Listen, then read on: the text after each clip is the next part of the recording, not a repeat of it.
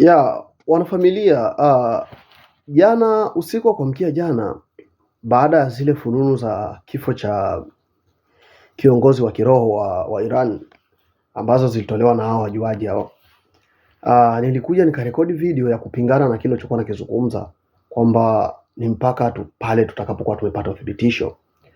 So walioona ile video chelewa, waliokuja kuona video baada ya kuwa kifo cha kiongozi mkuu wa kiroho wa Iran kwa kimetangazwa rasmi, wengi wamenijia kwenye DM na wengine kwenye comment kutaka nibatilishe kauli yangu, niongee kwamba ni kweli alifariki sio na nini na mambo mengi, na wengine wakiniambia sijui ninachokiongea, na najua ni mitazamo ya watu na huwa ninaheshimu sana, kama ambavyo pia na mimi pia ninatoa mtazamo wangu, ila nitakachosema ni kweli jamaa amekufa, wamemuua. Na ila miongoni mwa niliyoyaongea kuna kitu kimoja muhimu sana ambacho niligusia, ni kwamba Marekani amekuwa akifanya mambo mengi kwa propaganda. Yaani chunguza tangu vita vimeanza.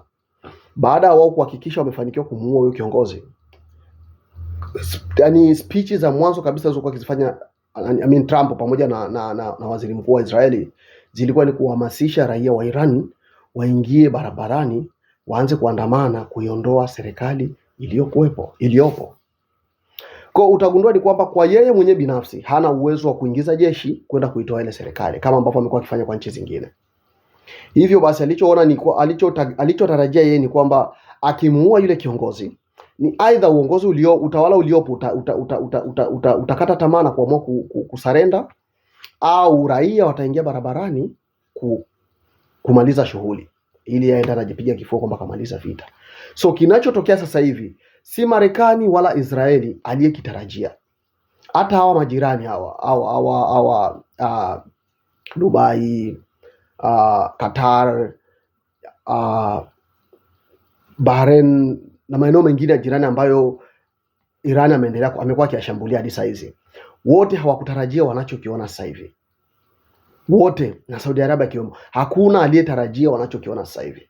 So binafsi mimi naamini hii vita bado ndio imeanza. Kwa sababu tayari mmeanza kusikia Ujerumani, Uingereza pamoja na Ufaransa wameanza shobo zao za kujaribu na wenyewe kuingia kwenye vita. So tutarajie vita inaweza katanuka zaidi, ama inaweza ikatanuka zaidi kutoka Mashariki ya Kati na kuingia hadi baadhi ya maeneo ya Ulaya. So hivyo nitaendelea kushikilia kauli yangu pale kwamba Marekani na Israeli yake wanachokiona sasa hivi sicho walichokitarajia.